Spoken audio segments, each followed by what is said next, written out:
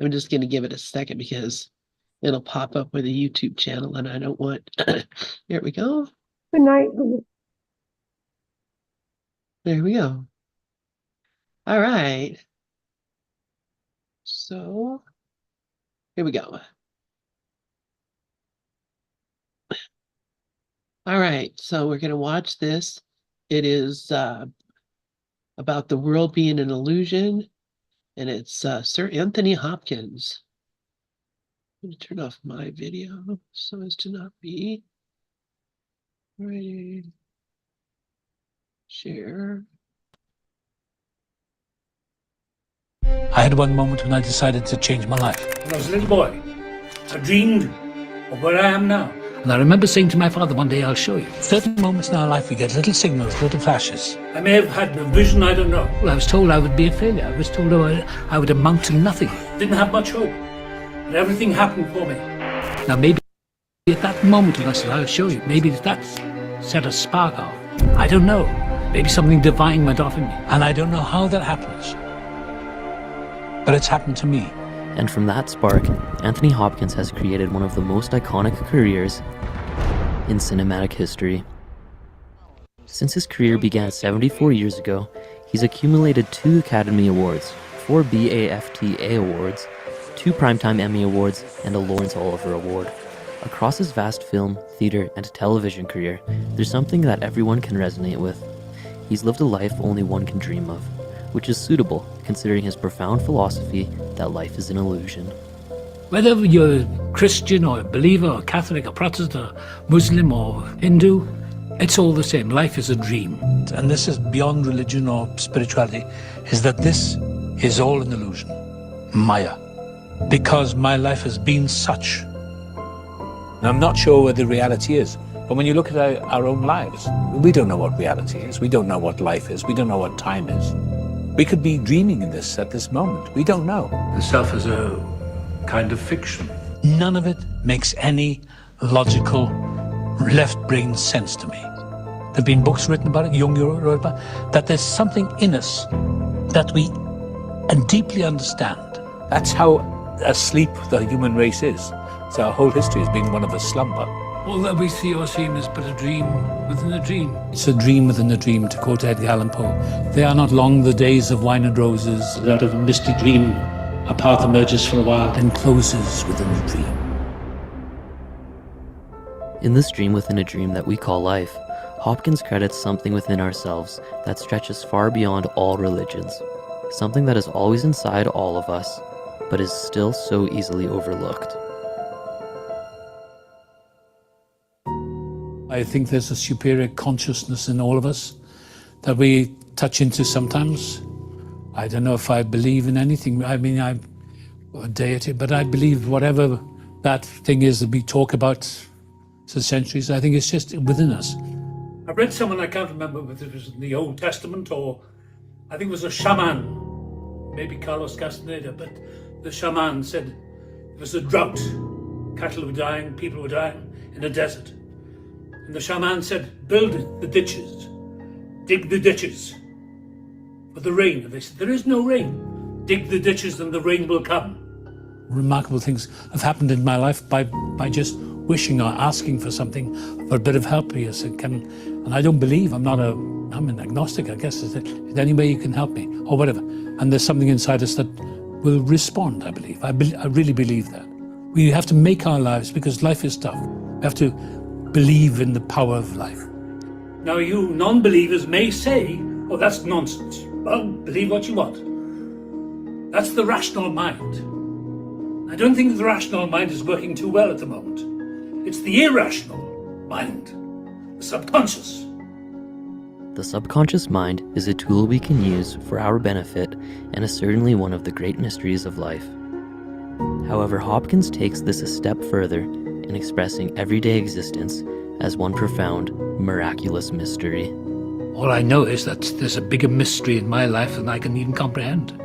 I don't know what I am, I don't know where I came from, I don't know where I'm going. I have no idea what made me. I came from my father, my mother, my grandfather, but Jerry, I don't know what I consist of. I have no idea, but I believe that something underneath it is miraculous. I feel every day as I get older anyway, is that it's all a miracle. I mean, my heart beats, lungs breathe. That is an extraordinary phenomenon. All these years later, 82, my heart is still beating. My body is functioning as far as I know. I feel relatively sane. But what I do know is that I know nothing. Now I am completely clueless because I've lived to such an age that I realize that my knowledge is meaningless. That of myself I am nothing. That we are not special. Once you begin to believe in, terminal uniqueness, absolute specialness, then your life is not worth living, because we are not special. We're just ashes at the end. That is the great fear for me. To quote T.S. Eliot or Auden, I've seen the moment of my greatness flicker, and I have seen the eternal footman hold my coat and snicker, and in short I was afraid. That's the wonderful thing. Or Macayim, there was a door to which I had no key, there was a veil through which I could not see, some little talk a while of thee and me, and then no more of thee and me. That's the greatest spiritual ethic of all, to know nothing. If you have certainty, you're dead. Certainty destroys people. Hitler destroyed 40 million people because he was certain. Stalin destroyed millions of his own people. Certainty, because he knew. No one knows. Perhaps then, it is because Hopkins has no certainty in life that he is able to live such an extraordinary one. Through this methodology of uncertainty, he grows by living in the present moment. When we stop reminiscing on the past or looking for the future for happiness, we are able to fully embrace where we are now. Believe in the life force. My philosophy is get on with it, enjoy it. I just take it easy and think, well, what's to be will be. I've got one thing that helps me through. I say, today is the tomorrow I was so worried about yesterday. Tomorrow doesn't exist. Next hour does not exist. It's all potential. I know people who live in the past, they just live back there all the time, talking about something that happened to them 30 years ago. They're like zombies. And I can't hang out with those people. I know them, but I can't spend more than 5 minutes with them because I feel so guilty about being happy when they're so miserable. Because it's life's in session. For many years, I thought life was a big rehearsal for a big event. And somebody in Los Angeles said, Tony, this is the big event. Life is in session. We spend so much time thinking it's a rehearsal for the big event. The big red carpet in the sky. And it's not. And it's no secret Hopkins' life has been one massive event indeed. Recently, he has accepted the 2024 Lifetime Achievement Award at the Joy Awards for his immense success in the film industry. Despite his undeniable success, he's cautious to not let his ego get the best of him. During his Lifetime Achievement speech, he said, At this time of my life, I'm just happy to wake up in the morning and realize I'm still here. So how do you explain the fact that you reached the pinnacle of your craft? I have no idea. As I say, I cannot take credit for anything. You see, the ego is the most dangerous part of us. Ego is the enemy. You have to have a little bit of it to keep moving. But you let that get out of control, then you have the power freak. You see them in the papers every day. The corruptness of corporations, the greed, the power, the belief that they're gods. I know of people who cannot communicate. They have bodyguards around them, and they have an entourage and nobody's allowed to talk to them. Well, okay, if that's what they want. But it's a terrible life, I think. Because you can't function. You cannot function. And it is all about the ego. The most powerful force is the ego, and it's a killer. You need it. It's the burr under the saddle that keeps you moving, but you have to be in control of it. And constantly on guard against it, And to not make demands, but make requests. And be respectful. I think that's all. And if I'm cruel or disrespectful to someone, I'm going to pay the price for it. So I've learned over the years, slowly, and I'm a sinner like everyone else, I've learned over the years to respect people, to be kind. And if I'm angry about something, fine, I'm angry. I'm only human. And one remarkable human he is. He's proven to be not only a successful actor, but also a profound source of wisdom. There's something we can all learn from the immense intellect of Sir Anthony Hopkins.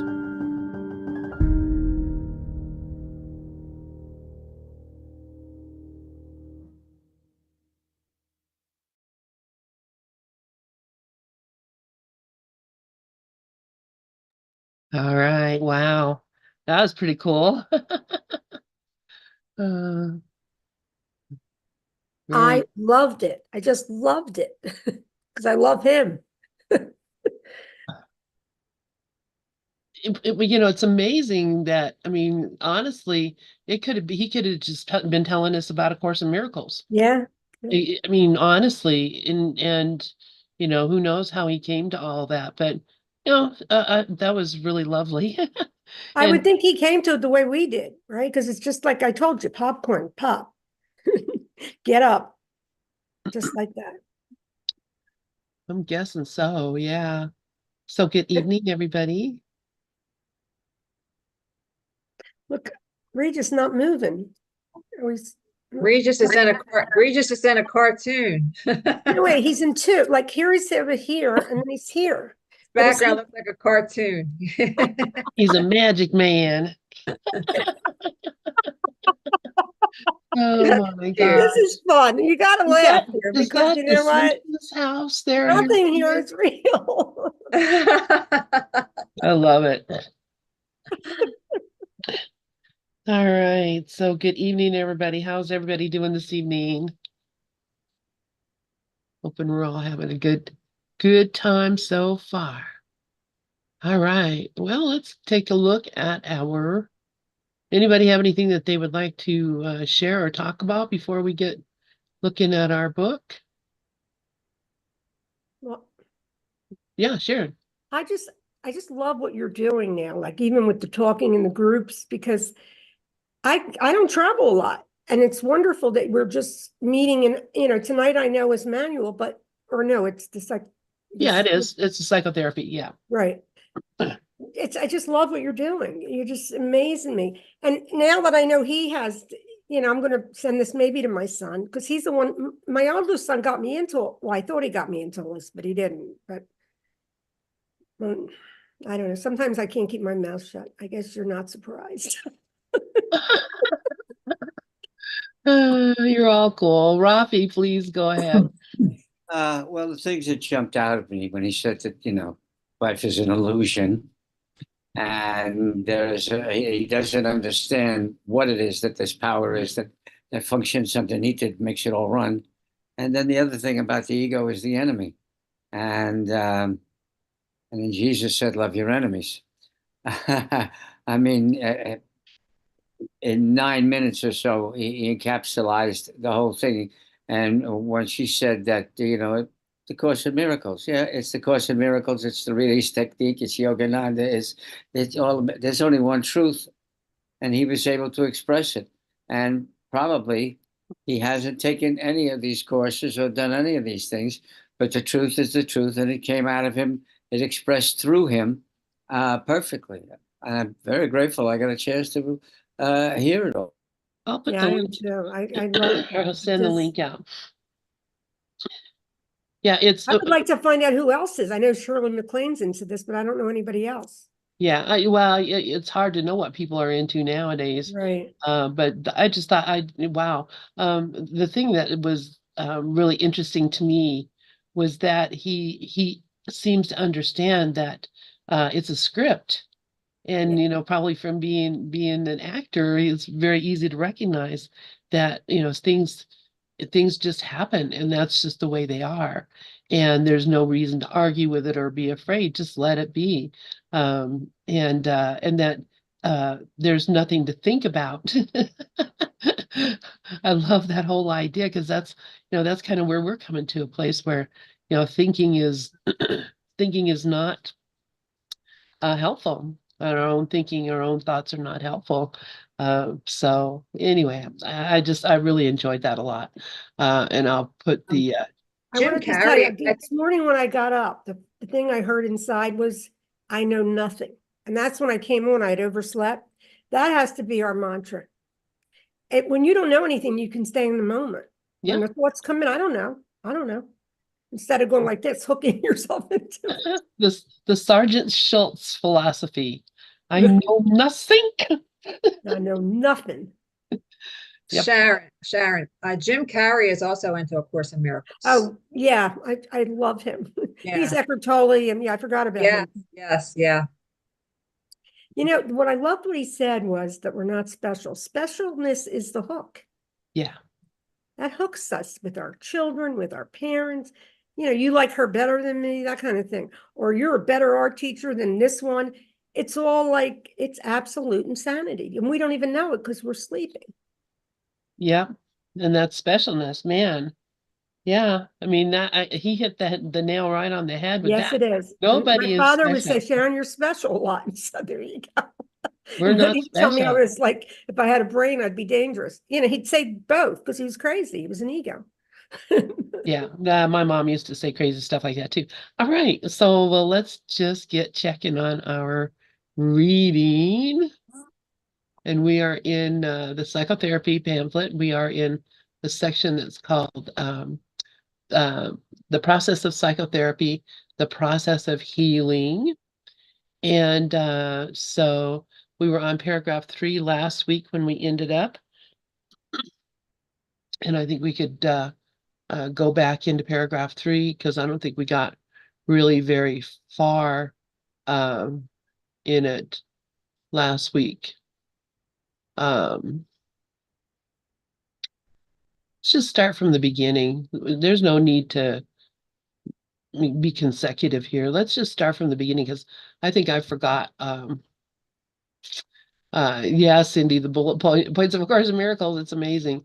All right, so who would like to read? We'll just read through the first couple paragraphs. Excuse me, and if anybody has anything they want to comment, and then we'll get to paragraph 3 quicker that way. So who'd like to read paragraph 1? Who read it last week?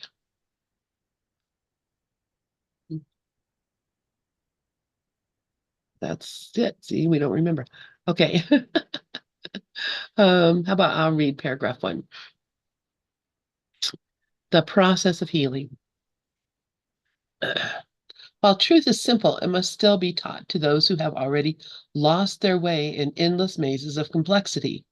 This is the great illusion. In its wake comes the inevitable belief that to be safe, one must control the unknown. This strange belief relies on certain steps which never reach to consciousness. First, it is ushered in by the belief that there are forces to be overcome to be alive at all. And next, it seems as if these forces can be held at bay only by an inflated sense of self that holds in darkness what is truly felt and seeks to raise illusions to the light. So yeah, just right there, he's saying it. Basically, the great illusion is the belief that we have to do something to get somewhere, that somehow there's something keeping me from remembering the truth of what I am, that somehow, my body or my health or my life circumstances or whatever or my spirituality. I'm not spiritual enough. I don't meditate enough or I don't listen to the Holy Spirit well enough or whatever. I need to do something in order to be able to actually get what it is that I want. And so the way that we make sure that we overcome all these things that we think we need to overcome, we have to have what he calls an inflated sense of self that holds in darkness what is truly felt and seeks to raise illusions to the light. So that this inflated sense of self is in deep fear and doesn't even want to look at what is in the mind, doesn't want to investigate, doesn't want to look at it, doesn't want to think about it, just kind of close the door and turn out the light and hope that it doesn't come out the basement and get you. But those feelings that we suppress, that we try to make light of or turn into something else, and a lot of time those feelings are things, basically fear, guilt, anger, shame, feelings that make us seem like we're not good enough, just like what he's saying here, this idea that I'm not good enough. That's what holds me in this darkness. And I keep bringing these ideas and, saying, Jesus, help me because I'm scared. Jesus, God help me because I'm sad, or I'm confused. And, the fact is, we can't bring our confusion and sadness to God and say, straighten this out for me. Please shine a light, because God's already shining a light. So the thing I have to do is uh, use the light to look at the things that have been that I'm trying to hide. And using the light to look at the things I'm trying to hide is practicing this course and practicing actual forgiveness. Because that's exactly what forgiveness does. It brings it up, and then you can look at it in the light and see that it didn't ever happen. Nothing real has been threatened, and nothing unreal exists. Nothing has gone wrong. Nothing has happened. That's the justification for forgiveness, according to chapter 31. Is it 30 or 31? Anyway, but that's what it is. It says, the reason that you can forgive and you have to forgive is because nothing really happened. And all this belief that something happened is what's keeping me in hell. So anybody have any thoughts about this, or any examples, or want to tell me, Lynn, you're full of crap? Oh, okay, Rafi, please go ahead. Yeah, this is for me the perfect example of trying to protect yourself with fear and resistance. And of course, that's a death trap right there. It's that endless mazes of complexity. That's it. You can't protect yourself with fear, because what you fear will appear. You can't protect yourself with resistance, because what you resist persists. But this inflated sense of self thinks, that's what I'm going to do. And all it does is ensures constant suffering, constant fears of lack and limitation, constant fears of disapproval, and trying to protect itself with those. It's insanity.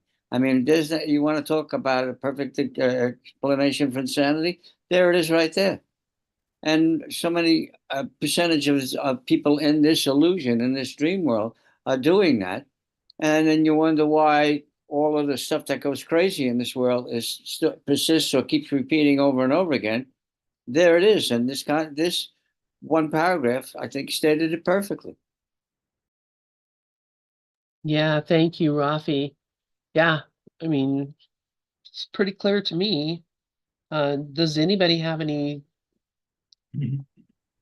questions or concerns about this? Does anybody say, oh, that's not how it works, or, whatever? Sharon, please go ahead.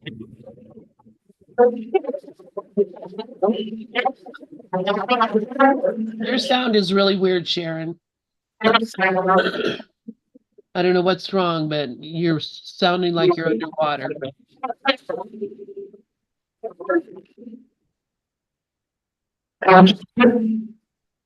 Maybe get closer to your computer or something, or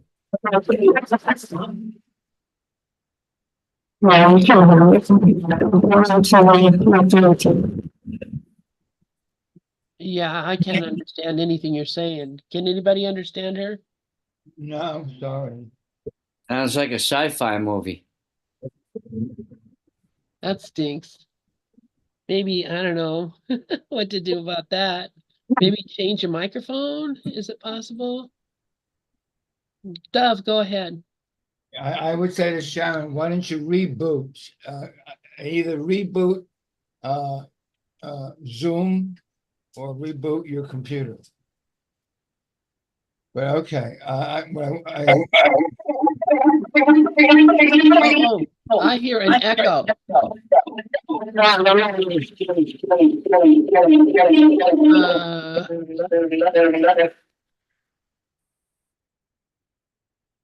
Okay. Try again, because that sounds like what that was an echo. So maybe Sharon, try it again. You're muted. I muted you.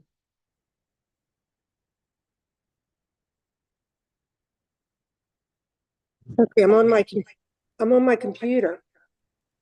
Okay, I can hear you now. No, I'm so sorry. Don't do that. don't worry about me. I'll always find a way. If go to the next person, Lynn, if that happens again, because I'm Well, having trouble. It was with this happening to one. Dove too. Okay, well, maybe it's just the awakening that's happening, or our Anyway, vibrations. What go I on. was going to share is that when Rafi was sharing, the thing is, the ego goes crazy because you're not waking up, right? It's the only part of us that says you're not waking up, but look at her, or you're not doing the work.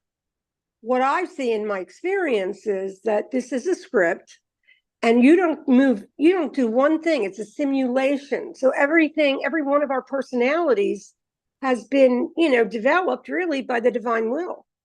And I feel like until readiness came in my mind, I never left Gather. I was always there. I was in the spiritual stuff for, the last 20 years, but until the readiness, really, until the growth, the spiritual growth, and I've had so many shifts that I feel now that none of us are in charge. Whoever wakes up, because this is really like popcorn, and you don't have, and as the Course says, you need to do nothing. And in the end, you have to laugh because you look around and you know what you are, and you really realize you need to do nothing. But with the mind that we're addicted to, it's very challenging at times because we believe it. That's all. Thank you, Sharon. Yes. Dove, go ahead, try again.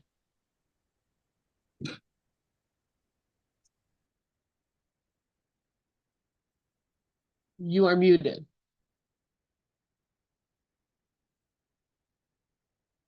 Dove, you're muted.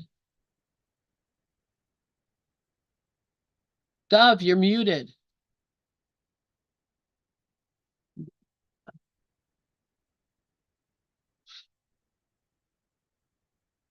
Dove, can you hear me? You can't hear me?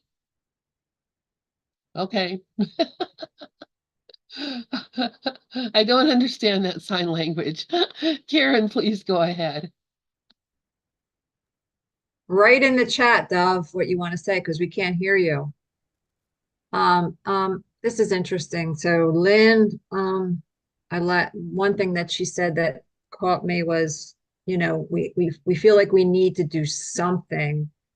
And Sharon said, we need to do nothing, and it's the same thing. We think we need to do something, but we need to do nothing. So that's what I'm really getting out of this. What both of them together said it for me. It's, while truth is simple, it must still be taught to those who have already lost their way in endless mazes of complexity. Like in these endless mazes of complexity, thinking that I know this answer to something that I don't know the answer to. Like I think I know my granddaughter's problem right now, and I think I know what to do or to say, but I don't know what to do or what to say. And I can ask, and that's what I've been doing. And that's why I've been saying nothing, because I've been told to say nothing. And I think sometimes the truth is simple. When I step back and just do nothing, say nothing, I need do nothing. And if I'm told what to do, I will do it. Right now, I am trusting. I think this has a lot to do, like trust. It's all about trust. So that's what I'm getting out of this. Thanks. Yeah, thank you for that, Karen. Yeah, I mean, that's it. And that's me too. It's funny how you're so excited and wanting to do something and thinking, what can I do? What can I do? But then when you ask what you can do and you're told do nothing, it's like, well, wait a minute, I got to do something. But the truth is you really do not need to do anything because it's already done. This is what we have to keep reminding ourselves. Yes, this life is an illusion. It was over long ago. It's done. So there's nothing I can do that's going to make a difference to anybody at any time because you can't change the dream. All you can change is your mind about the dream. And so the best thing you can do for your granddaughter, the same thing I do for my kids, is just let them be and know and trust that they are exactly where they are supposed to be when they're supposed to be there and have exactly the experience that they're here to have. It's not up to me to take my children's experiences away from them. so that somehow I can live their life. And I know that sounds really harsh, but I think that's what happens with us a lot. I'd rather it's the it's kind of the God the Father sent his son out into the world to give his life for our sins, blah blah blah, basically so that he could live our lives. I mean that was the story that they try to tell us, is that Jesus here came here to take away my life experience, my learning lessons, all the things that I'm really supposed to be here doing.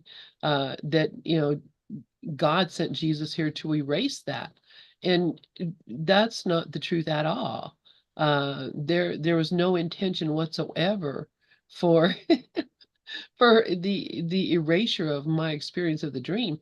That the intention is for me to experience the dream so I can see why I don't want the dream and I can let it go. That's it. Anybody else have anything? Dove, please go ahead. Okay, I didn't have my Zoom, which is why I kept saying go on to somebody else. So I just got the Zoom back. Okay. I want to pick up on what Anthony Hopkins was saying. He says, I know nothing. And just this evening before class started, I happened to look at chapter 14, section 11. It's called The Test of Truth.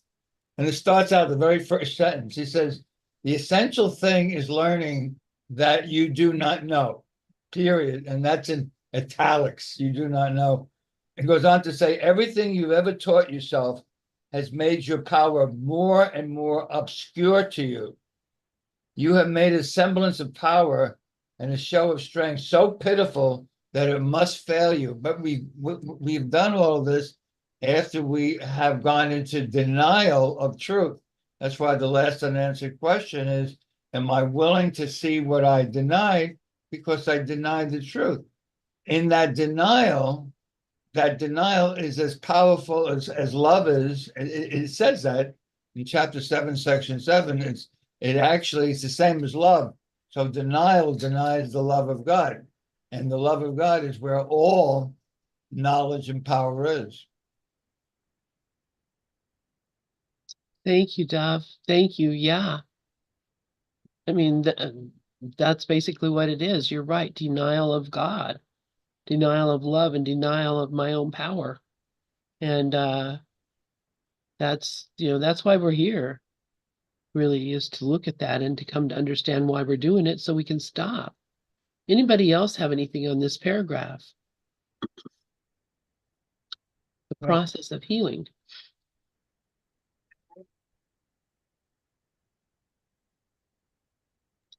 Okay, let's So look. I have Okay, go something ahead.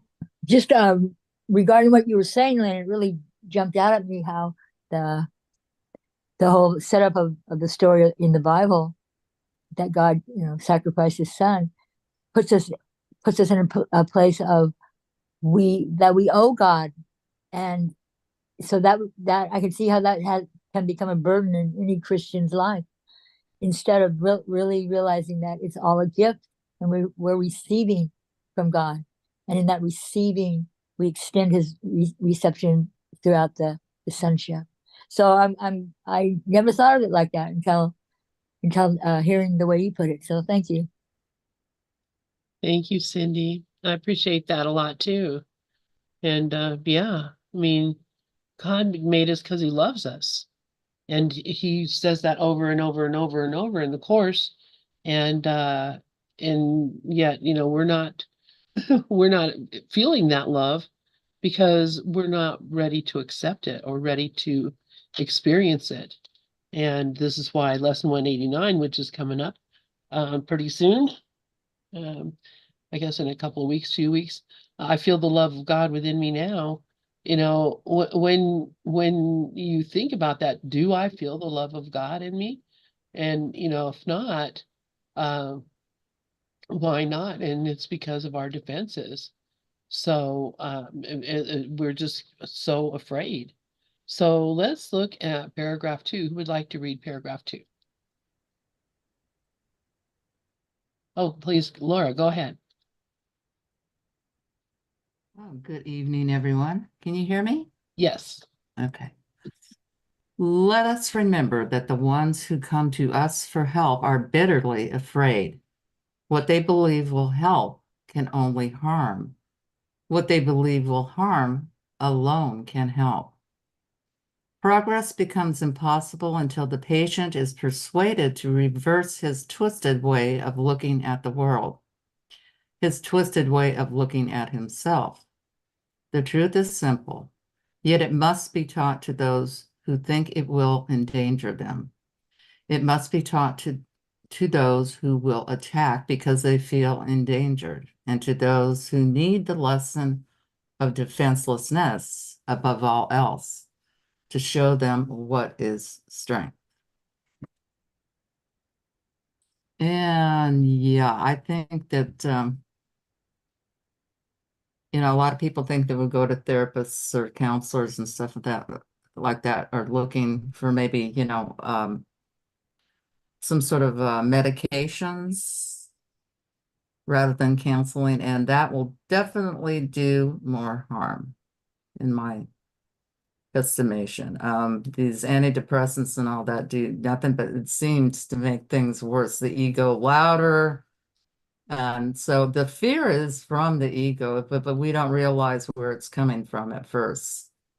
And, you know, it doesn't want to be healed. It likes to be, you know, crazy, basically. So thank you. Thank you. Yeah. Well, it's afraid of being healed. And I think a lot of it is fear of, you know, what does that mean? I can't be my little self anymore. You know, people who come to us are bitterly afraid. You know, lots of people come to me that are bitterly afraid, and I bet you there's lots of people that come to you guys that are bitterly afraid also. So you know that what they believe will help can only harm, and what they believe will harm alone can help. Uh, People have a backwards picture of what is going to be helpful to them. Uh, so how do we uh, help a person reverse the twisted way of looking at the world and the twisted way of looking at themselves? Um, the truth is simple, yet it must be taught to those who think it will endanger them. It must be taught to those who will attack because they feel endangered, and to those who need the lesson of defenselessness above all else. What does that mean? Well, how is it that, I mean, I think it's important for us to, for me, I don't know about you, for me to understand, what does it mean? What is he talking about? Why are they so afraid of, why am I so afraid of being healed? What are the reasons that I would prefer to see a world where I am suffering and people around me are suffering than to be healed? And Karen, please go ahead.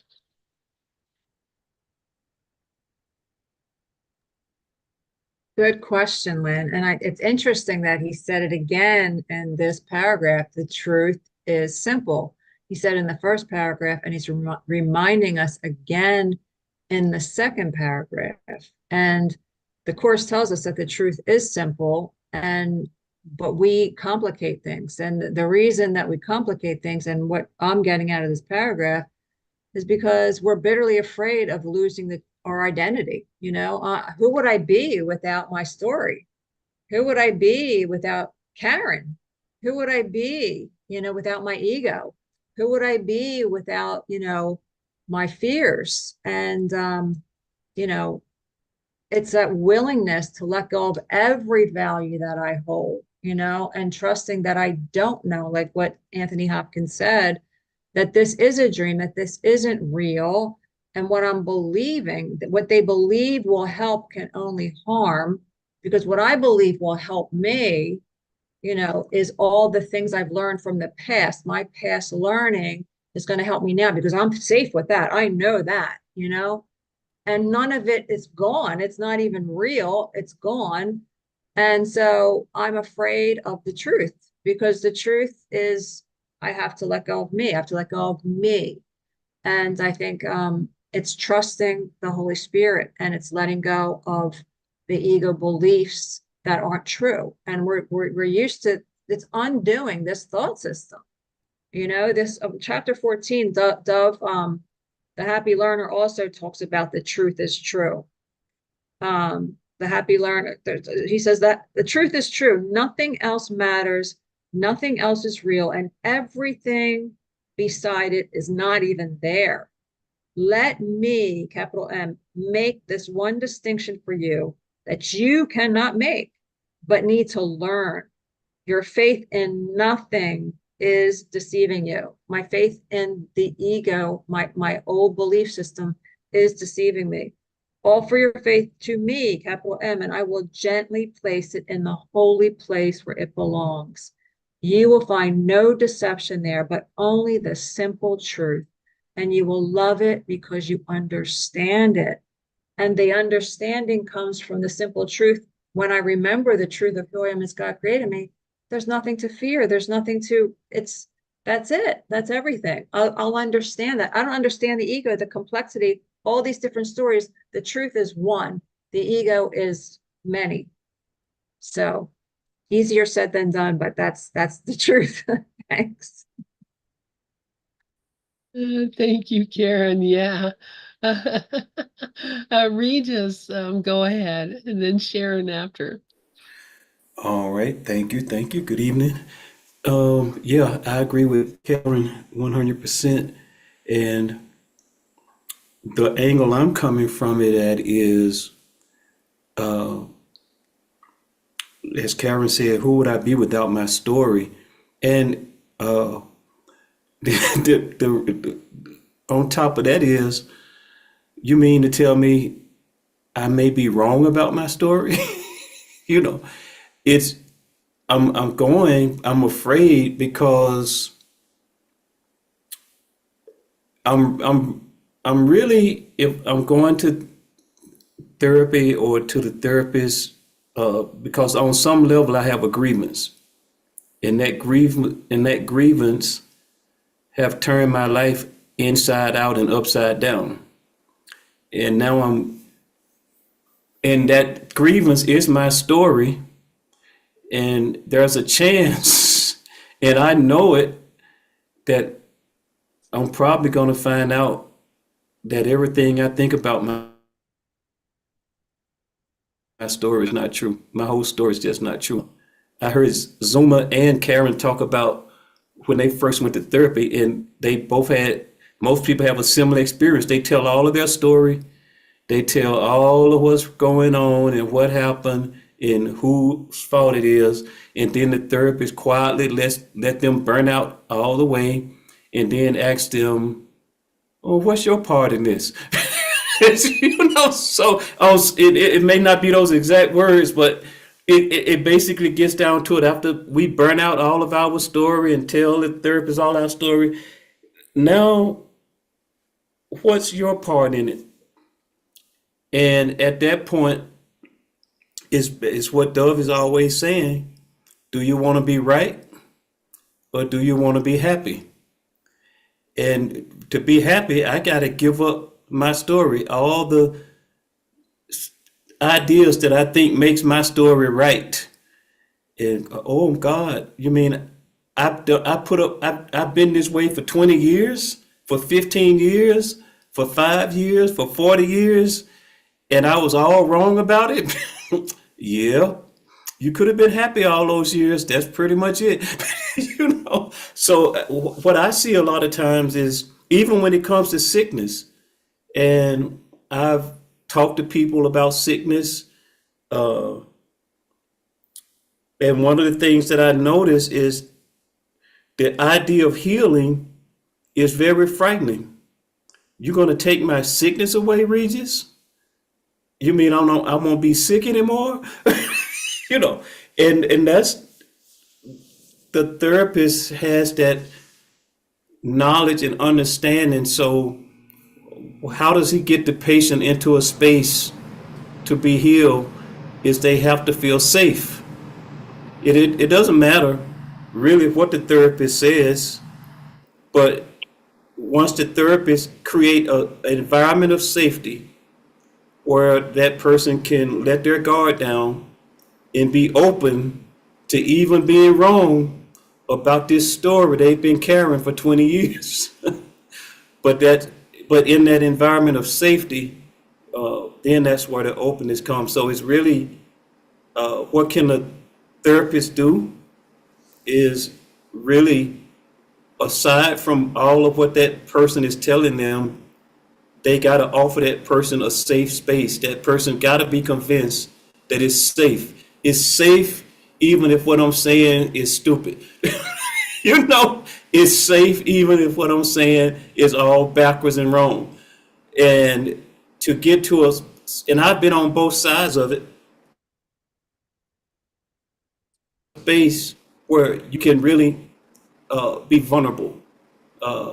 There's such a fear of, I don't want to look stupid. I don't want to look like I was wrong.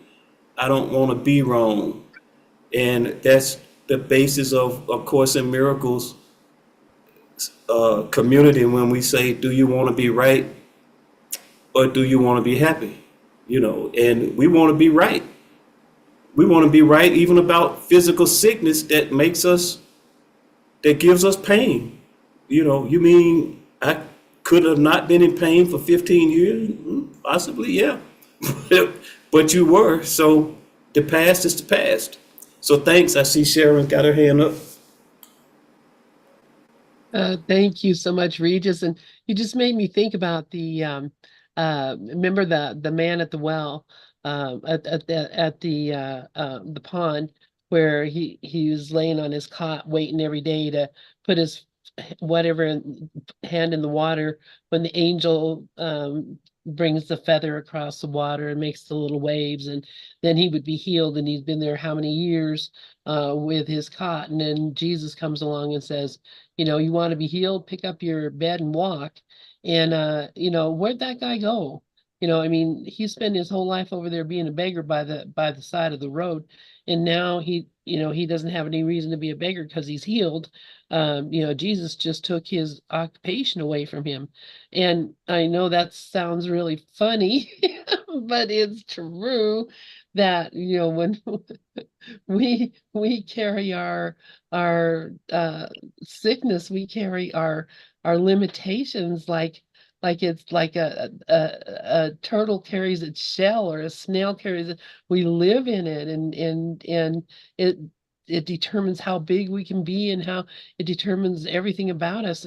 And the reality of it is, and we wouldn't know how to live without it. No, that's what we have to come to the place where we can have faith that, you know, even without my problems or my sickness, I still am a valid person. A lot of us, our value is based on our sickness. Our value is based, you know, we see ourselves in the world based on the sickness that we carry with us, whether it's emotional or physical or poverty or you know, whatever it is that we think has limited us. We think I mean, we don't know any different. And so we have to learn a different way of life before we're ever going to be able to leave this one and go to one where we're free. We're just not going to want to give up. I mean, I'm saying I think Yeah, we're like that. We're like that kid. We're really going to therapy like that toddler who's starting kindergarten or preschool, and they've always had their security blanket or their teddy bear, and you're trying to pry it out of their hands because they can't take it to school. It's dirty and nasty because you let them take it around everywhere they go. But now it's time to go to school, and they're having a fit like, for you to take this teddy bear out of my hand or this blanket from my blankie from me, you know, they screaming bloody murder like it's the end of the world. And you know, we as adults are the same way with our stories, whether that's, like you say, physical, mental, emotional, divorce, or whatever. We hang on to those stories and those grievances so tight, and we got to pry our hands loose from them. Exactly. Thank you, Regis. And Dove posted in the room, Freud realized his patients did not want to get well. It was part of their defense system, and exactly right. Rafi, please go ahead. Yeah, the teddy bear analogy is perfect, really. Lester Levinson used to say the two biggest fears we carry around with us are that we are a separate individual, and that we were born, we're going to live a while, and we're going to die. And the other one is that we're separate. Okay, so here's it. I'm a person. I got to protect myself. Oh my God. Okay, so that's all based in fear. I got to protect myself from. How am I going to keep from dying? Oh my God. Oh my God. Oh my God. And then I'm separate from everybody else, and those, nothing could be further from the truth with either one of those things. Those are the two things that the ego feeds off of. It lives by that. So anything that comes up, any knowledge that is genuine and comes from divine wisdom, is a threat to that ego concept of I'm a separate individual and I could die any minute. And so that's the fear that it runs on. But when you take a look at if we could stand back and look at it from a discerning or discriminating point of view, which we have the power to do, we can look at it and say, wait a minute, that fear is only a feeling. And feelings come up to leave. So could I just let go of that feeling of the fear of dying, and let go of that feeling of the fear of separation? And just by letting them go, that ego thing has no place to go, and it quiets down, and the truth of what we are resonates even stronger and stronger and stronger. And if you want to believe that you're a little kid, you got to hang on to that teddy bear belief that you're a separate individual and everything is a threat. Well, there ain't no happiness in that. And there is no truth in any of that.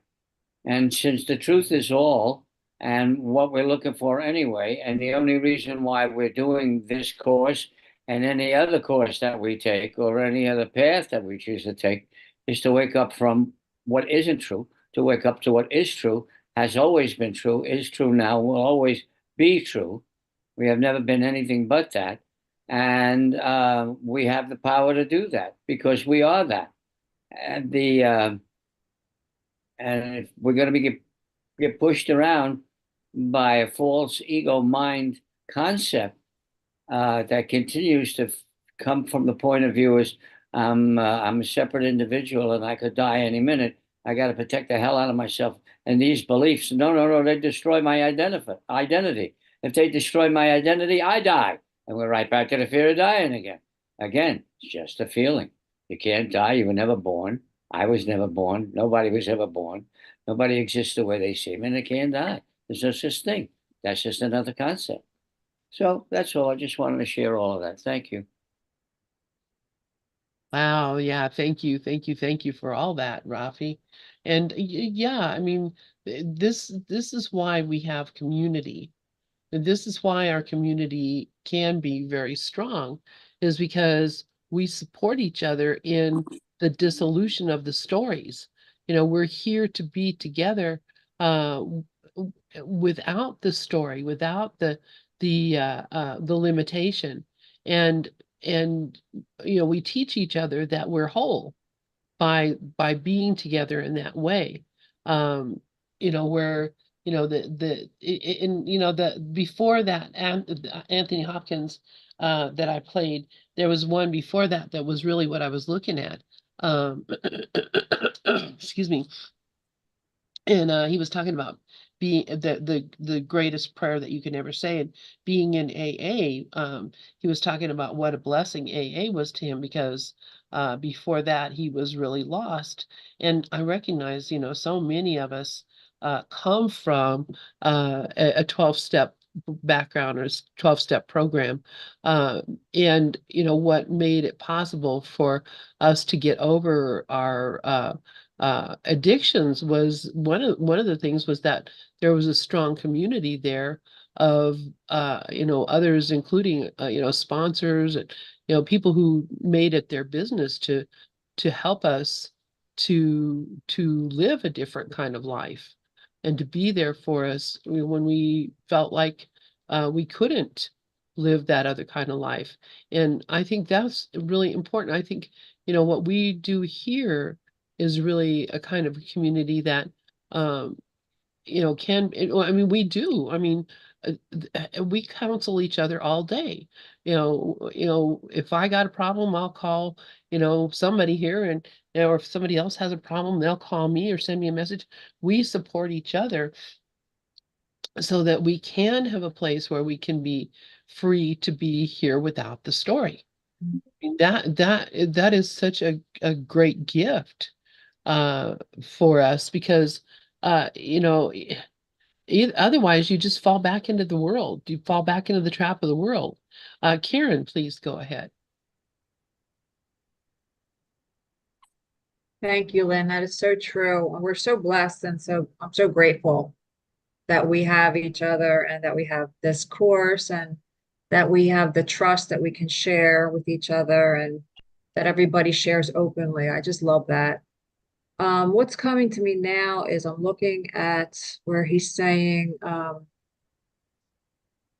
progress becomes impossible until the patient is persuaded to reverse his twisted way of looking at the world, his twisted way of looking at himself. So that's reversing the projection, So the twisted way I look at the world, and this is what I've been working on for a long time before my surgery and still, is, noticing when I still think that the cause of my upset is what my body's going through, and it's never that. It's reversing that projection, bringing it back to my mind and looking at it, And so he actually tells us in the purpose of psychotherapy in the fourth paragraph, he says, psychotherapy then must restore to his awareness the ability to make his own decisions. He must become willing to reverse his thinking and to understand that what he thought projected its effects on him were made by his projections on the world. So I think that's huge, and I think that's the biggest for me thing that I'm noticing and that I have to catch, and I don't always catch it right away. But I'm still tempted to believe that it's something outside of myself that's upsetting me. And yes, own it. Cindy says, own it, own it. So yeah, that just jumped out at me. Thank you. Can you repeat the part that you just said? I'm sorry. I don't know what. Forget it.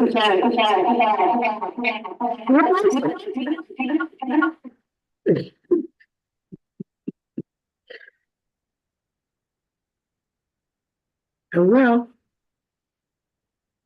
Are you on your phone and the computer both? Because every time you talk, it's echoing. Anyways, does anybody else have anything that they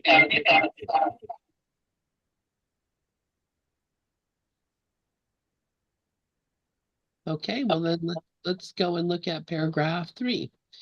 And this is actually where we ended up last week. So who would like to read paragraph 3?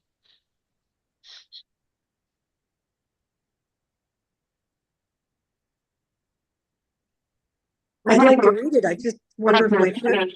I can't read it. I'm not reading. I don't know what's happening. Wild. Honestly, Sharon, it's just weird how you're all echoey. You can hear me laugh. It's crazy. And now it's okay. Now it's not. All right, Jesus, just come out and tell us you're here. You have pal talk on or something? No, I thought I did. Well, Karen, why don't you go ahead?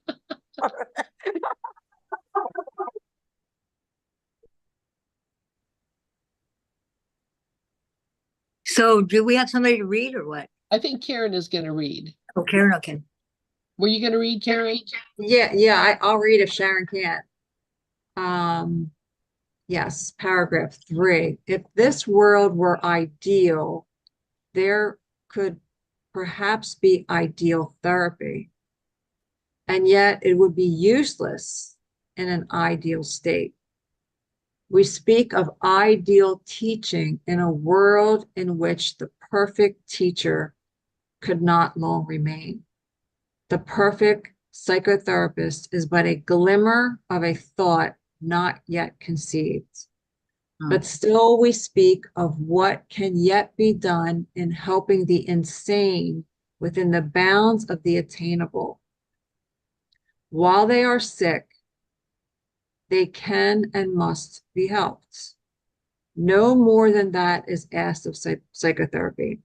No less than all he has to give us is worthy of the therapist. For God himself holds out his brother as his savior from the world. I think I'm just going to sit with that for a couple minutes and see what anyone else has to share. Thank you, Karen. Anybody have anything to share on this? Yeah, we are each other's savior. There's no accident that people in your life are the perfect ones to teach you the lesson you came here for. That's exactly what it says in Dream Rose. You wanted your brother to be the one to do whatever it is that he did so you can learn the lesson you came here for.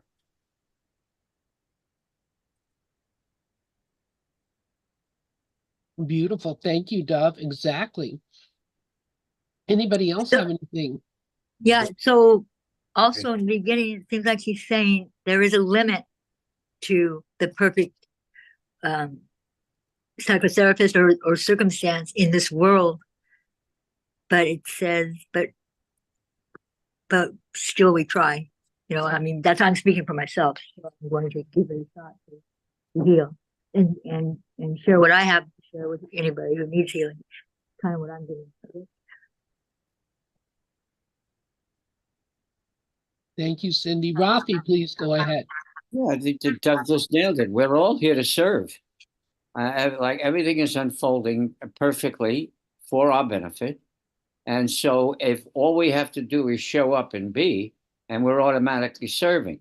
If we can actively serve because we have much more awareness than being simply run by an ego, which is serving in its own way, showing us this is not right, this is wrong, this is confusion, this is fear, this is all of resistance, is all of that. But regardless, if we show up, and we have to show up because where are we going to hide? Unless you're going to hide in a cave someplace. And even then, you're kind of serving. People are saying, look what he's doing. He's hiding in the cave. I don't want to do that. We're all serving just by being. And so we stay present. And if we have some sense of awareness, like courses like this and some of the others, then we can serve even more, what's the word, actively. Thank you. Yeah, thank you. I love that. And that act of service is really, I find interesting this paragraph or the sentence number 6. No more than that is, okay. Sentence 5, while they are sick, they can and must be helped. No more than that is asked of psychotherapy. No less than all he has to give is worthy of the therapist. For God himself holds out his brother as his savior from the world. So no less than all we have to give is worthy. And what does that mean? Geez, Jesus, you're holding me up to some crazy ass standard. Now I have to give it all that I can. And yet that's the only way that I have anything to give. Because the law of the Holy Spirit says to give all to all. If I don't give all to all, I don't have it. So he's not asking us to do anything outrageous. He's saying, give all to all and you will have it. You'll have exactly what you need. And we don't know that. We'll never learn that until we try it. We'll never learn that until we experience it. Anybody else have any thoughts about this? I just had one little brief experience I'd like to share. my mind just said, look, this has been going on for over an hour. Why don't we just wrap it up and move on to something else? And I looked at it and I said, really, thank you. If that's not resistance and fear, I don't know what it is. And has no concept of the now. Move on to what? And of course, it had no answer. It had, I don't know, move on to, right. Thank you for sharing. God is busy now. You you just sit over there and be quiet. Thank you, Eagle. Well, it was okay. Thank you for sharing. I So, love that. Yeah, thank you for that. I can relate. Oh, that is pretty funny. Wow. But yeah, I mean, that's how easily we get pulled away from our focus. And it's the minute that ego doesn't feel any Thank- um success or any positive feedback, it's going to go looking for something else that's going to make it feel good. And so it has, obviously mine too, mine too. I go to the same thing. And that's what we have to understand, is that it's going to try to delay us as much as possible, because this is scary business for the ego, I think, Yeah. personally. Anybody else have any thoughts? And thank you, Rafi, you're making me laugh. So Lynn, Yeah. can you hear me? Because my Yes. phone overheated, so I can't raise my hand. It's got a weird screen on. Oh, But anyways, it goes in line with what the lesson is today: to give and to receive. It's one in truth. So it goes in line with that, with what you were saying on giving and receiving. yeah, thank you, Mickey. Yeah, What that's lesson is 158.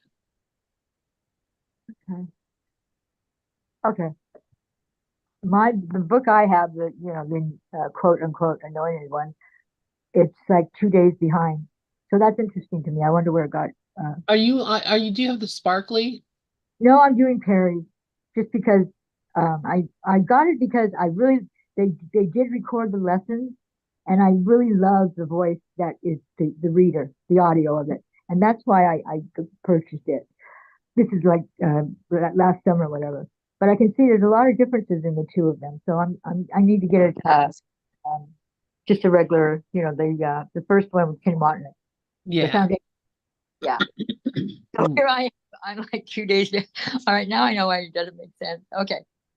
So, But there's a lot in today's lesson. It's really deep. It's really deep, especially if you start reading Ken's journey through the workbook. Oh my gosh, 158. It's just so deep, and it's got a lot in there too on the physical body, the form. So kind of what Karen was talking about earlier, and and the pain and all that. But actually today's lessons and yesterday's lesson, and being in the presence. So I really was working yesterday on that. It was almost, to me, it was like somebody had sent me some kind of a text, and they're not into A Course in Miracles at all, but they said something about the second baptism, being baptized first in water and then being baptized in the Holy Spirit.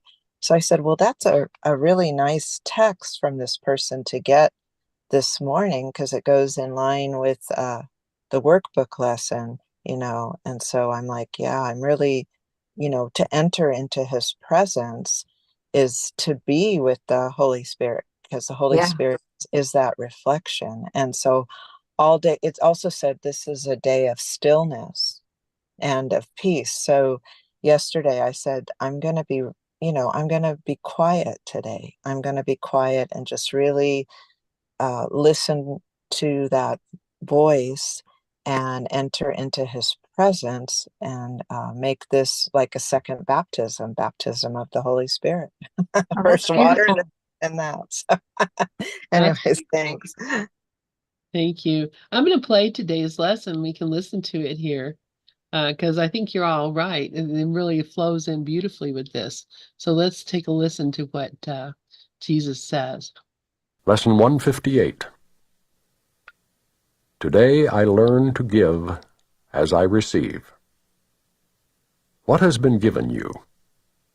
The knowledge that you are a mind, in mind and purely mind, sinless forever, wholly unafraid, because you were created out of love. Nor have you left your source, remaining as you were created. This was given you as knowledge which you cannot lose. It was given as well to every living thing, for by that knowledge only does it live. You have received all this. No one who walks the world but has received it. It is not this knowledge which you give, for that is what creation gave. All this cannot be learned. What then are you to learn to give today? Our lesson yesterday evoked a theme found early in the text. Experience cannot be shared directly in the way that vision can. The revelation that the Father and the Son are one will come in time to every mind. Yet is that time determined by the mind itself, not taught. The time is set already. It appears to be quite arbitrary. Yet there is no step along the road that anyone takes but by chance. It has already been taken by him, although he has not yet embarked on it. For time but seems to go in one direction. We but undertake a journey that is over. Yet it seems to have a future still unknown to us. Time is a trick, a sleight of hand, a vast illusion in which figures come and go as if by magic. Yet there is a plan behind appearances that does not change. The script is written. When experience will come to end your doubting has been set. For we but see the journey from the point at which it ended, looking back on it, imagining we make it once again, reviewing mentally what has gone by. A teacher does not give experience, because he did not learn it. It revealed itself to him at its appointed time. But vision is his gift. This he can give directly, for Christ's knowledge is not lost, because he has a vision he can give to anyone who asks. The Father's will and his are joined in knowledge. Yet there is a vision which the Holy Spirit sees because the mind of Christ beholds it too. Here is the joining of the world of doubt and shadows made with the intangible. Here is a quiet place within the world, made holy by forgiveness and by love. Here are all contradictions reconciled, for here the journey ends. Experience, unlearned, untaught, unseen, is merely there. This is beyond our goal, for it transcends what needs to be accomplished. Our concern is with Christ's vision. This we can attain. Christ's vision has one law. It does not look upon a body and mistake it for the Son whom God created. It beholds a light beyond the body, an idea beyond what can be touched, a purity undimmed by errors, pitiful mistakes, and fearful thoughts of guilt from dreams of sin. It sees no separation, and it looks on every one, on every circumstance, all happenings and all events, without the slightest fading of the light it sees. This can be taught, and must be taught by all who would achieve it. It requires but the recognition that the world cannot give anything that faintly can compare with this in value, nor set up a goal that does not merely disappear when this has been perceived. And this you give today. See no one as a body. Greet him as the Son of God he is, acknowledging that he is one with you in holiness. Thus are his sins forgiven him, for Christ has vision that has power to overlook them all. In his forgiveness are they gone. Unseen by one, they merely disappear, because a vision of the holiness that lies beyond them comes to take their place. It matters not what form they took, nor how enormous they appeared to be, nor who seemed to be hurt by them. They are no more, and all effects they seem to have are gone with them, undone and never to be done. Thus do you learn to give as you receive, and thus Christ's vision looks on you as well. This lesson is not difficult to learn if you remember in your brother you but see yourself. If he be lost in sin, so must you be. If you see light in him, your sins have been forgiven by yourself. Each brother whom you meet today provides another chance to let Christ's vision shine on you and offer you the peace of God. It matters not when revelation comes, for that is not of time. Yet time has still one gift to give, in which true knowledge is reflected in a way so accurate, its image shares its unseen holiness, its likeness shines with its immortal love. We practice seeing with the eyes of Christ today, and by the holy gifts we give, Christ's vision looks upon ourselves as well.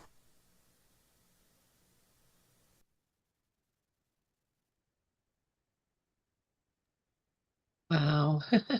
I love this lesson. I just love this lesson because it explains so much of what it is that we're experiencing so clearly. If you, people will say, and we've said, I say it all the time, the script is written.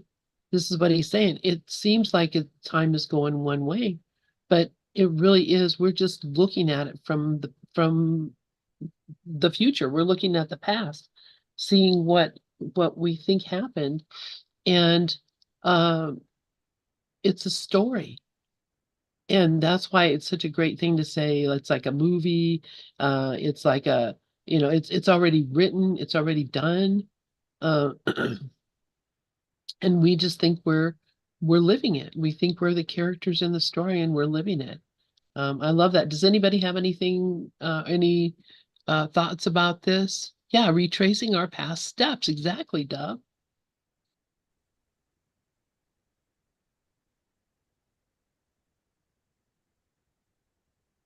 Yeah, Sharon, please go ahead.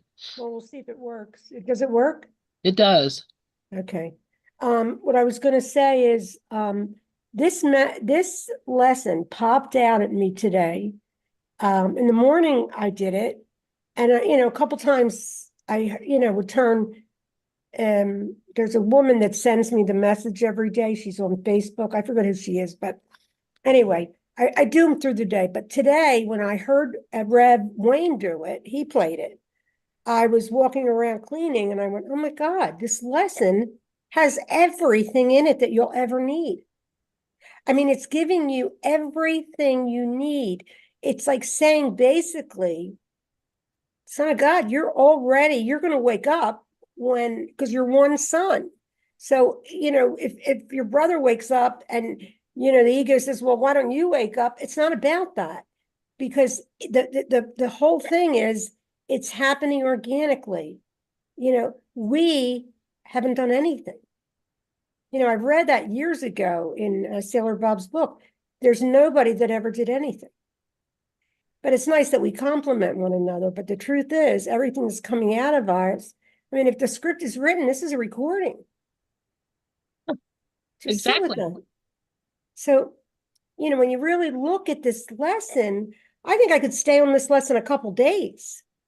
Because the thing about this lesson is it's contemplation. As you contemplate it, it will go deeper into you. And I just love it. I think it's just, You know, it's funny because when the ego is very, you know, front and center, like in the beginning of the process, you don't even see all this. You can only see what guilt will let you see. But when the guilt releases a lot, then you see better, and you can see better through these concepts, and you realize that you really are. I mean, nothing's truth, because anything in a word can't be truth.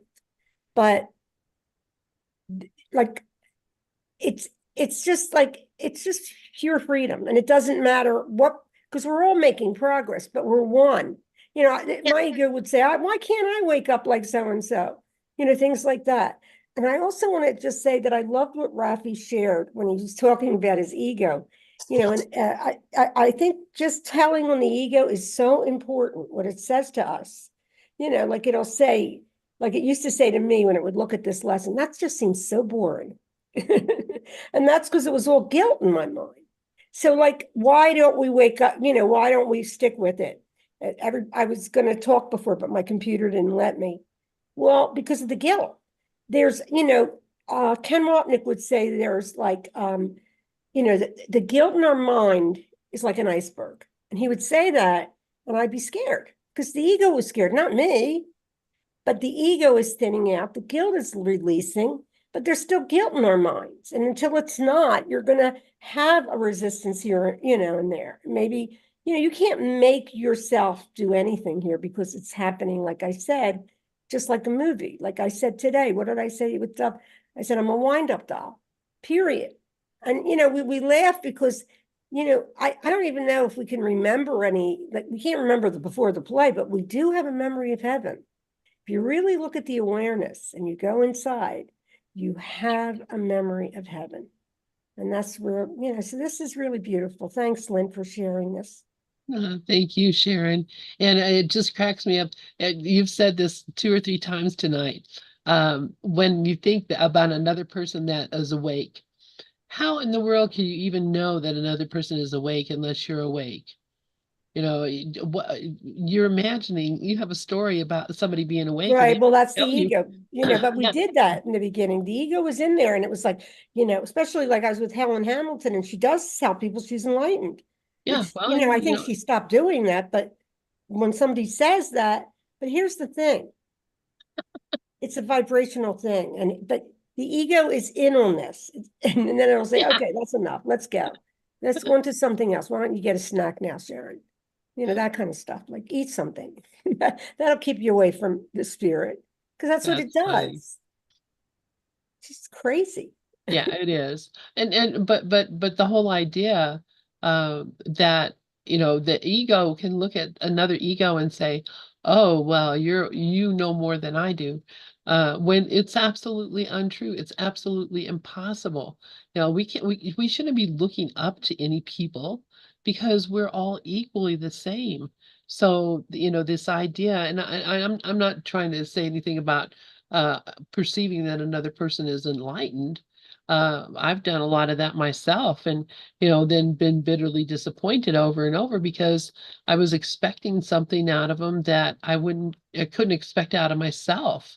And you know, I realized that I was looking at them as if they were something different than me.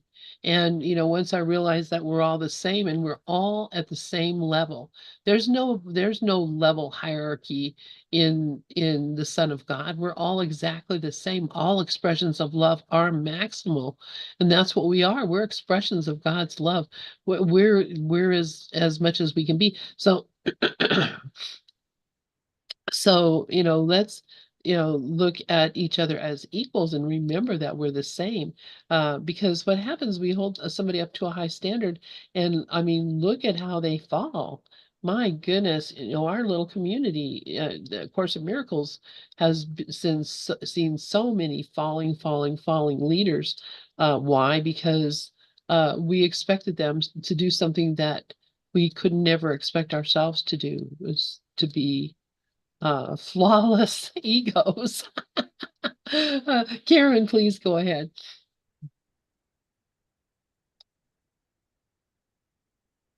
You, everyone. Spirit has no levels, and all conflict arises from the concept of levels. So I love that, Lynn, that you mentioned that, because the truth of who we are has no levels, you know? And if we can see what this lesson is telling us, it takes a lot of practice, takes a lot of mind training and practice. I want to read something short from Ken Wapnick that talks about this paragraph that we're reading in paragraph 4. I don't know where I got this. I wrote this a long time ago, but he says the journey to God is a journey without distance to a goal that has never changed. The goal that has never changed is to awaken from the dream that never happens. It is a journey without distance because it does not occur over time and space. The miracle collapses time only insofar as we believe there is time. When we recognize there is no time, there is no need for the miracle. How can you collapse what doesn't exist? There is no journey over time. There is only right now. That might be from the book, The Vast Illusion. So it's reminding me that it's only and always right now, which we always say. We always say this in the course. It's always right now. It's only right now. The journey is from the wrong mind to the right mind. You know, that's the distance. And then once we realize that that's not even there, we're just healed. I experience that glimpses, so I don't know what that's like on a consistent, you know, I don't have to know.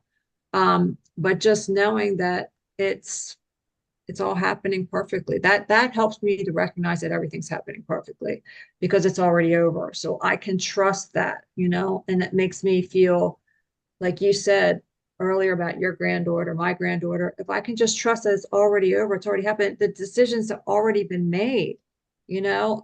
So I just have to be that loving presence and accept whatever decision she makes with love, regardless whether I agree with it or not, doesn't matter.